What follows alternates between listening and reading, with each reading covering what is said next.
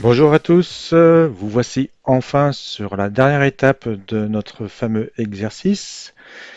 Alors donc voici la dernière pièce que nous avions fabriquée. Alors il manque une pièce, elle est juste cachée ici. Voilà.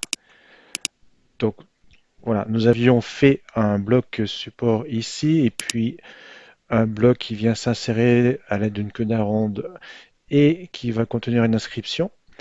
Donc l'inscription, c'est ce que nous devons faire. Pour l'instant, donc elle n'est pas existante. On va écrire juste CDI.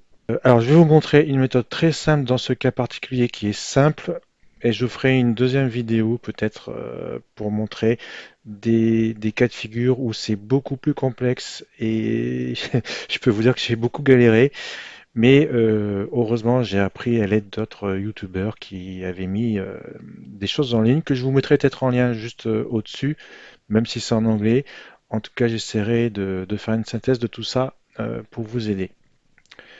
Alors, donc, nous avons le mot CD à écrire. Il faut savoir que pour écrire des lettres, l'atelier Part ou Part Design ne sont pas les bons ateliers. Il va nous falloir aller dans l'atelier Draft, qui permet de faire des dessins, des plans en 2D.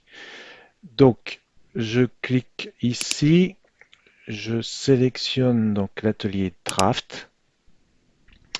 Et par défaut, il m'affiche un plan de travail qui ne correspond pas au plan sur lequel je veux travailler.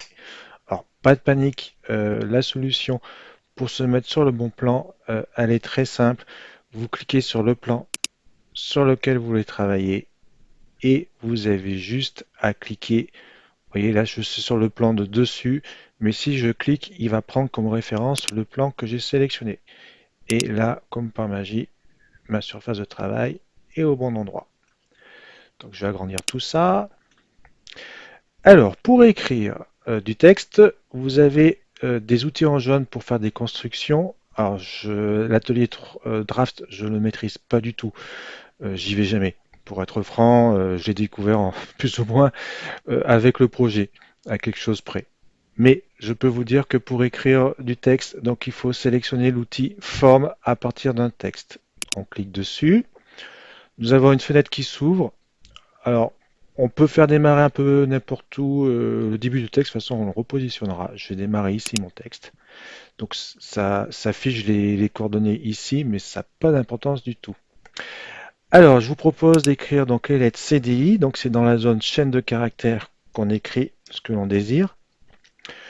La dimension, je laisse comme ça pour l'instant. Et alors, fichier de police, parce que donc on va écrire, mais il faut choisir ce qu'on appelle un style d'écriture, donc qui s'appelle police. Je vous déconseille d'aller chercher dans la police, comment dire, d'aller chercher dans les polices de Windows pour différentes raisons. Déjà au collège, peut-être que vous n'aurez pas l'autorisation d'accès. Et deuxième raison, c'est qu'on voit des noms de police, mais on ne sait pas trop à quoi ça ressemble, donc c'est pas pratique. Non. On va utiliser notre méthode. Nous allons aller tout simplement télécharger une police sur Google, enfin sur ce que vous voulez. Donc pour télécharger une police, très simple, vous prenez votre navigateur préféré, votre moteur de recherche préféré et vous tapez Google Font ou Google, ouais, voilà, Google Font. Et donc le site exact, alors il y a d'autres sites hein, d'Afont, d'autres choses. Je vais prendre celui-ci, je l'aime bien. Google Font, Browse Font, voilà, vous cliquez dessus et voilà. Alors, ce qui est super, c'est que vous voyez ici, vous pouvez avoir une prévisualisation des différents styles de police. Donc, ben, écoutez, je vais taper CDI, comme ça, au moins, ça sera clair. Voilà. Là, j'ai des aperçus de police. Donc, tout n'est pas utilisable en impression 3D, hein. Si c'est trop rapproché, ça peut être difficile à imprimer. Bon, je sais pas, moi, je vais prendre, écoutez, par exemple, celle-ci. Donc, quand vous avez trouvé votre police, vous cliquez dessus. Voilà. Et donc, vous avez ici le bouton Get, hein, obtenir la police Get Font. Vous cliquez dessus. Alors ça, c'est pour obtenir le code pour créer des pages HTML, par exemple. On n'en a pas besoin. Nous, ce qu'on va faire, c'est télécharger la police. Attention, elle va être compressée. Donc je clique. Voilà, vous enregistrez dans votre dossier de devoir, par exemple. Donc ça, c'est le nom de la police que j'ai choisi. Ah, ok, je croyais qu'elle avait un autre nom. Bon, c'est pas grave. Vous enregistrez. Une fois que c'est enregistré, nous n'avons plus besoin de cette page. On retourne sur FreeCAD. Alors non, une fois que c'est enregistré, on ne retourne pas tout de suite sur FreeCAD. Il faut, je vous ai dit que le fichier était compressé, donc pour accéder à la police, il faut d'abord décompresser le fichier de police. Donc ici, j'ai mon fichier compressé. Les fichiers compressés, ils ont généralement une extension comme ici zip. Donc je double-clique tout simplement dessus et vous embêtez pas, vous faites extraire tout.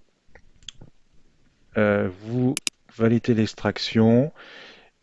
Et une fois que ça sera extrait, vous verrez si je retourne en arrière, projet CDI, pardon, non, moi c'est bon. Voilà, et là ça crée un dossier et dans le dossier, j'avais pris, je crois, celle-ci. Bon, on verra, on verra. En tout cas, normalement, voilà, les fichiers de polyf, ça se termine par l'extension TTF. D'accord? Donc là, il y en a une italique, puis une autre. Donc ça, c'est préparé. Donc ici, dans Fichier de police, je vais aller sélectionner ma police. Donc dans Projet CDI, le dossier décompressé, euh, je ne sais plus laquelle c'est, je prends la première, Mukta, wow.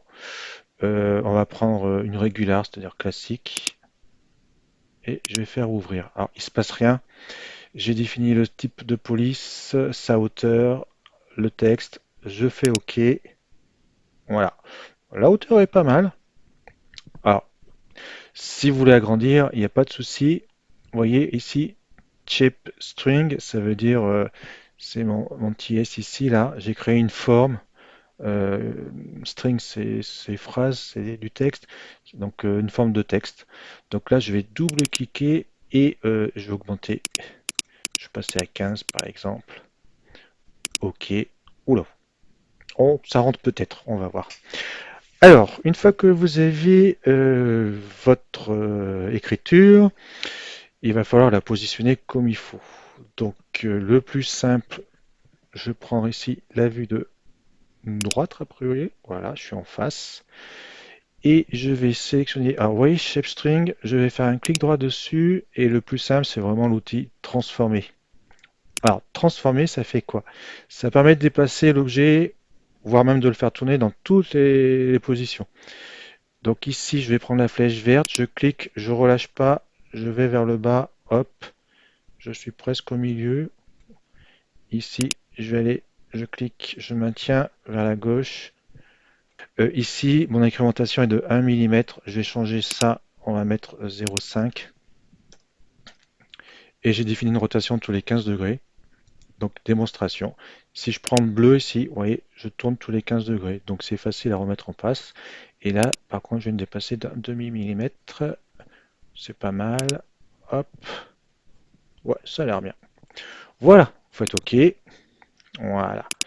Là, vous voyez, j'ai ma police qui est bien positionnée. Il ne reste plus qu'à l'extruder. Pour faire l'extrusion, chaque atelier a des outils différents. D'autres sont similaires, mais pour extruder, là, je vais plutôt prendre l'atelier Part. Dans l'atelier Part, vous avez ici un bouton qui permet d'extruder. Alors, je rappelle, pour extruder, il faut toujours sélectionner la forme que vous voulez extruder et vous cliquez sur extruder. On va faire sortir juste de 3 mm. Donc ici, je vais réduire à 3. Hop, je fais OK. Et voilà, c'est pas mal. Vous avez quasiment fini. Alors, quand je dis quasiment, pourquoi?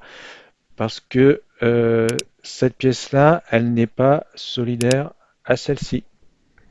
Donc nous allons faire ce qu'on appelle une opération booléenne, c'est-à-dire on va additionner deux formes pour ne former qu'un corps. Alors, euh, pour l'addition, on peut sélectionner dans n'importe quel ordre, c'est pas grave, c'est pour les soustractions où c'est compliqué. Donc je vais prendre mon corps d'insigne, je vais prendre mon corps contenant le texte, et alors ne confondez pas avec celui-ci, il faut bien prendre une union qui va unir deux formes distinctes en une seule forme.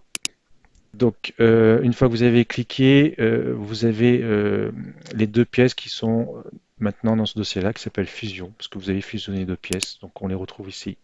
D'accord? Et donc, si je clique sur fusion, ça sélectionne la totalité. Si je cache le support, on voit bien ici que j'ai une seule pièce. Voilà. Pour l'instant, on enregistre le fichier. Donc, fichier enregistré sous, hop, étape 6, enregistré.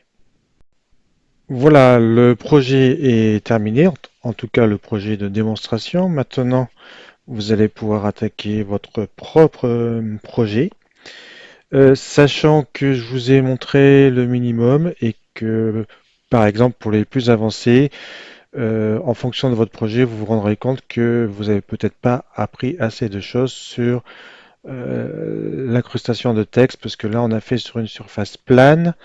Donc je me propose pour les plus avancés, les plus curieux ou ceux qu'on auront besoin, de faire une dernière vidéo pour vous montrer comment faire du texte sur des surfaces courbes par exemple. Voilà, je vous dis à bientôt.